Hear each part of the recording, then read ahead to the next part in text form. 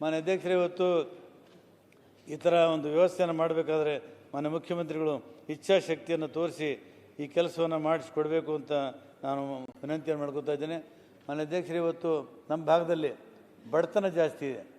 ಬಡತನ ಜಾಸ್ತಿ ಇದ್ದ ಕಾರಣಕ್ಕಾಗಿ ಅನೇಕ ಜನ ಮಂಗಳೂರು ಕಡೆ ಬಂದಿದ್ದಾರೆ. ಮಾನ್ಯ ಅಧ್ಯಕ್ಷರೇ, ಮಂಗಳೂರಿನಲ್ಲಿ ಚಪಾತಿ ಕಾಲನಿ ಅಂತಿದೆ, ಒಂದು ಹೆಸರೇ ಚಪಾತಿ ಕಾಲನಿ. ಜ್ಞಾನೇಂದ್ರವ್ರೆ, ತಾವು ಕೇಳಿದರೆ ಇದು ಚಪಾತಿ ಕಾಲನಿ. ಎಷ್ಟೋ ಜನ ನಮ್ಮ ಗೋವಾಕ್ಕೆ ಹೋಗಿದ್ದಾರೆ. ಮಾನ್ಯ ಅಧ್ಯಕ್ಷರೇ, ಪೂನಾ ಒಂದು ಶಹರದಲ್ಲಿ ನನ್ನ ಕ್ಷೇತ್ರದ 15ರಿಂದ 20,000 ಜನ ಇವತ್ತು ದುಡಿಲಿಕ್ಕೆ ಹೋದವರಿದ್ದಾರೆ. ಶಾಲೆ ಬಿಟ್ಟು ಹೋಗಿದ್ದಾರೆ, ಪಾಪ ಹೊಟ್ಟೆಪಾಡಿಗೆ ಹೋಗಿದ್ದಾರೆ, ಬೇರೆ ಬೇರೆ ಕೆಲಸಕ್ಕೆ ಹೋಗಿದ್ದಾರೆ. ನಾನೊಂದು ಸಲ ಹೋದಾಗ ಸುಮಾರು 10,000 ಜನ ಸೇರಿದರು. ಯಾಕೆ ಹೋಗ್ತಾರೆ? ಅವ್ರು ಶೋಕಿ ಮಾಡೋಕ್ಕೆ ಹೋಗಲ್ಲ, ಅವ್ರಿಗೆ ಮಜಾ ಮಾಡೋಕ್ಕೆ ಹೋಗಲ್ಲ, ಪುಣೆ ಶಹರದಲ್ಲಿ ಓಡಾಡಬೇಕಂತ ಹೋಗಲ್ಲ, ಹೊಟ್ಟೆಪಾಡಿಗೆ ಹೋಗಿರ್ತಾರೆ. ಈ ಮೈಗ್ರೇಷನ್ ನಿಲ್ಲಬೇಕಲ್ಲ. ನರೇಗಾ ಬಂದ ಮೇಲೆ ಮೈಗ್ರೇಷನ್ ನಿಲ್ತದಂತ ತಾವೆಲ್ಲ ಅಪೇಕ್ಷೆ ಪಟ್ಟಿದ್ರಿ. ಅದೇ ನರೇಗಾ ಬಂದ ಮೇಲೆ ಮೈಗ್ರೇಷನ್ ನಿಲ್ಲಿಲ್ಲ. ಇವತ್ತು ಕೂಡ ಗುಳೆ ಹೋಗ್ತಾನೆ ಇದ್ದಾರೆ, ಪಾಪ ವಾಪಸ್ ಬರ್ತಾನೆ ಇಲ್ಲ. ಹೀಗಾಗಿ ಗುಳೆ ಪದ್ಧತಿಯನ್ನು ತಪ್ಪಿಸಬೇಕಾದ್ರೆ ಶಾಶ್ವತವಾದಂಥ ಅವರಿಗೆ ಒಂದು ಯಾವುದಾದ್ರೂ ಉತ್ಪನ್ನವನ್ನು, ಆರ್ಥಿಕ ಶಕ್ತಿಯನ್ನು ತುಂಬುವಂಥ ಕೆಲಸವನ್ನು ಸರ್ಕಾರ ಮಾಡದೇ ಹೋಗಿದರೆ ಈ ಗುಳೆ ಹೋಗೋ ಪದ್ಧತಿ ಅಂತೂ ಯಾವತ್ತೂ ತಪ್ಪೋದಿಲ್ಲ. ಮಾನ್ಯ ಅಧ್ಯಕ್ಷರೇ, ಕೆಲವು ಸಲ ಏನಾಗ್ತದೆ ಮಾನ್ಯ ಅಧ್ಯಕ್ಷರೇ, ಇಲ್ಲಿ ಕನ್ನಡ ಶಾಲೆಯಲ್ಲಿ ಹಾಕಿರ್ತಾರೆ, ಪಾಪ ಗುಳೆ ಹೋಗುವ ಮಕ್ಕಳನ್ನು ತೊಗೊಂಡು ಹೋಗಿರ್ತಾರೆ, ಅಲ್ಲಿ ಮರಾಠಿ ಶಾಲೆ ಹಾಕ್ತಾರೆ. ಮತ್ತೆ ವಾಪಸ್ ಬರುವಾಗ ಮತ್ತೆ ಬಂದ ಆ ಕಡೆ ಅವನಿಗೆ ಮರಾಠಿನೂ ಬರಲ್ಲ, ಈ ಕಡೆ ಕನ್ನಡನೂ ಬರಲ್ಲ, ಆ ಕಡೆ ಕನ್ನಡನೂ ಬರಲ್ಲ, ಇವನಿಗೆ ಮರಾಠಿನೂ ಬರಲ್ಲ. ಅದು ಹೋಗಿ ಹೋಗಿ ನೀವು KPS ಶಾಲೆಯನ್ನು ತೆರೆದಿದೆ, ಅದಕ್ಕೆ ನಮ್ಮದು ವಿರೋಧ ಇಲ್ಲ.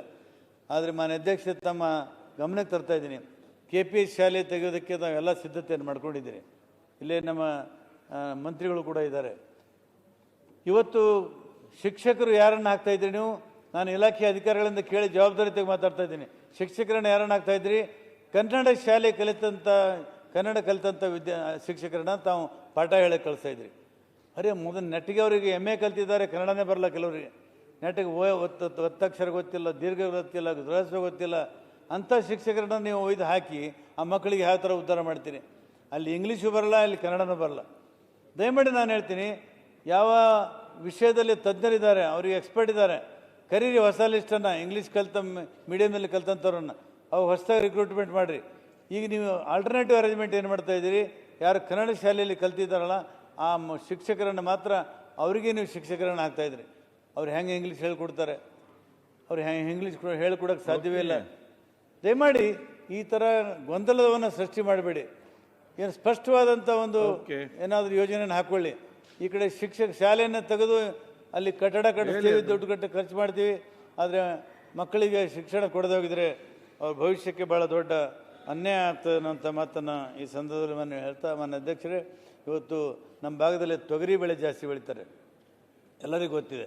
ಆ ತೊಗರಿ ಬೋರ್ಡ್ ಆಗಬೇಕಾದ್ರೆ ಹೋರಾಟ ಮಾಡಿದ್ದೀವಿ, ಹೈಕೋರ್ಟ್ ಆಗಬೇಕಾದ್ರೆ ಹೋರಾಟ ಮಾಡಿದ್ದೀವಿ, UKPಗೋಸ್ಕರ ಹೋರಾಟ ಮಾಡಿದ್ದೀವಿ, ಎಲ್ಲದಕ್ಕೂ ಹೋರಾಟ ಮಾಡಿದ್ದೀವಿ. ಈ ತೊಗರಿ ಮಂಡಳಿಗೂ ಹೋರಾಟ ಮಾಡಿದ್ದೀವಿ.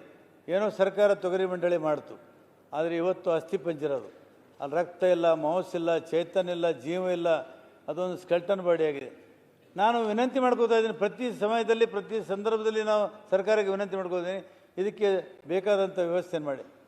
ಫ್ರಮ್ ಸೀಡ್ ಟು ಮಾರ್ಕೆಟಿಂಗ್, ಬೀಜ ಬಿತ್ತುವುದನ್ನು ಹಿಡಿದು ಮಾರುಕಟ್ಟೆಯವರೆಗೆ ವ್ಯವಸ್ಥೆಯನ್ನು ಮಾಡಿದರೆ ತೊಗರಿ ಬೆಳೆಗಾರರಿಗೆ ದೊಡ್ಡ ಅನುಕೂಲ ಮಾಡಿಕೊಡೋಕ್ಕೆ ಸಾಧ್ಯತೆ ಇದೆ. ಈ ವರ್ಷ ಮಾನ್ಯ ಅಧ್ಯಕ್ಷರೇ, ನಮ್ಮ ಭಾಗದಲ್ಲಿ ಹಿಂಗಾರಿನೂ ಹೋಯಿತು ಮತ್ತು ಮುಂಗಾರಿನೂ ಹೋಯಿತು. ರೈತ ಬರಗಾಯಿಲೆಯಿಂದ ಕೂತಿದ್ದಾನೆ. ಇಂಥ ಸಂದರ್ಭದಲ್ಲಿ ಇವತ್ತು MSP ರೇಟನ್ನು ಡಿಕ್ಲೇರ್ ಮಾಡಿದ್ದಾರೆ 8,000 ರೂಪಾಯಿ. 8,000ದಲ್ಲಿ ರೈತರಿಗೆ ಅನುಕೂಲ ಆಗೋದಿಲ್ಲ. ನನ್ನ ಬೇಡಿಕೆ ಇದೆ, ಕನಿಷ್ಠ MSP ಸೇರಿಸಿ ಕೇಂದ್ರ ಸರ್ಕಾರ ಇದಕ್ಕೆ ಜವಾಬ್ದಾರಿ. ಕನಿಷ್ಠ 8ರಿಂದ 10,000ವರೆಗೆ ತೊಗರಿ ಬೆಳೆಗೆ ಬೆಲೆಯನ್ನು ಕೊಟ್ಟರೆ ಮಾತ್ರ ಆ ತೊಗರಿ ಮಂಡಳಿ ಬೆಳೀಲಿಕ್ಕೆ ಸಾಧ್ಯತೆ ಇದೆ. ಹಾಗಾಗಿ ತಾವು ಆ ತೊಗರಿ ಬೋರ್ಡನ್ನು ಗಟ್ಟಿಗೊಳಿಸಬೇಕಾದ್ರೆ ಅಲ್ಲಿ ಪರ್ಮನೆಂಟ್ ಸಿಬ್ಬಂದಿಯನ್ನು ಸೇರಿಸಿ ಅಲ್ಲಿ ಅದಕ್ಕೆ ಬೇಕಾದಂಥ ವ್ಯವಸ್ಥೆಯನ್ನು ಮಾಡಿ ಅದಕ್ಕೆ ಬೇಕಾದಂಥ ಅನುಕೂಲಗಳನ್ನು ಮಾಡಿಸ್ಕೊಡಿ. ಆ ತೊಗರಿ ಮಂಡಳಿಯನ್ನು ಗಟ್ಟಿ ಮಾಡಿ ಕೊಡಬೇಕು ಅಂತ ಹೇಳ್ತಾ, ಅದಕ್ಕೆ ಒಂದು ಸುಮಾರು 500 ಕೋಟಿ ರೂಪಾಯಿ ಆದರೂ ಆವರ್ತ ನಿಧಿಯನ್ನು ನೀವು ತೆಗೆದಿಡಬೇಕು. ಸರಿ, ಮಾರ್ಕೆಟ್ನಲ್ಲಿ ರೈತ ಬೆಳೆದಂಥ ಉತ್ಪಾದನೆಗೆ ಬೆಲೆ ಬಿದ್ದಾಗ ತಕ್ಷಣ ಸರ್ಕಾರ ಮಧ್ಯಪ್ರವೇಶ ಮಾಡಿ ಖರೀದಿಯನ್ನು ಮಾಡುವಂಥ ಕೆಲಸವನ್ನು ಸರ್ಕಾರ ಮಾಡಬೇಕು ಅಂಥೇಳಿ ನಾನು ತಮ್ಮಲ್ಲಿ ವಿನಂತಿ ಮಾಡಿಕೊಂಡು, ಮಾನ್ಯ ಅಧ್ಯಕ್ಷರೇ, ಇವತ್ತು ಮಾನ್ಯ ಮುಖ್ಯಮಂತ್ರಿಗಳು ಕಲ್ಯಾಣ ಕರ್ನಾಟಕದಲ್ಲಿ ಪ್ರತ್ಯೇಕ ಸಚಿವಾಲಯವನ್ನು ಸ್ಥಾಪನೆ ಮಾಡುವಂಥ ಮಾತನ್ನು ಹೇಳಿದ್ದಾರೆ. ಹೇಳಿ 1 ವರ್ಷ ಆಯಿತು, ಇವತ್ತು ಸಚಿವಾಲಯ ಆಗಿಲ್ಲ. ಅಲ್ಲಿ ಸೆಕ್ರೆಟರಿ ಒಬ್ಬರು ಬರ್ತಿರ್ತಾರೆ, ಒಂದೊಂದು ಥರ ಒಬ್ಬೊಬ್ಬರು ಸೆಕ್ರೆಟರಿ ಬರ್ತಾರೆ. ಮಾನ್ಯ ಅವ್ರಿಗೆ ಒಂದು ಬರುತ್ತಾರೆ, ಅವರು ಇಂಟರ್ಪ್ರಿಟೇಷನ್ ಮಾಡ್ತಾರೆ, ಇವ್ರು ಬಂದಾಗ ಇವರೊಂದು ಇಂಟರ್ಪ್ರಿಟೇಷನ್ ಮಾಡ್ತಾರೆ. ಅಂತಿಮವಾಗಿ ನಮ್ಮ ಕೆಲಸಗಳಾಗ್ತಾ ಇಲ್ಲ. ಹಾಗಾಗಿ ಇವತ್ತು ಮಾನ್ಯ ಮುಖ್ಯಮಂತ್ರಿಗಳು ಸದನದಲ್ಲಿದ್ದಾರೆ. ದಯಮಾಡಿ ಇವತ್ತು ಕಲ್ಯಾಣ ಕರ್ನಾಟಕಕ್ಕೆ ಪ್ರತ್ಯೇಕ ಸಚಿವಾಲಯವನ್ನು ಸ್ಥಾಪಿಸಬೇಕು. ಅದು ಕಲಬುರಗಿಯಲ್ಲೇ ಇರಬೇಕು.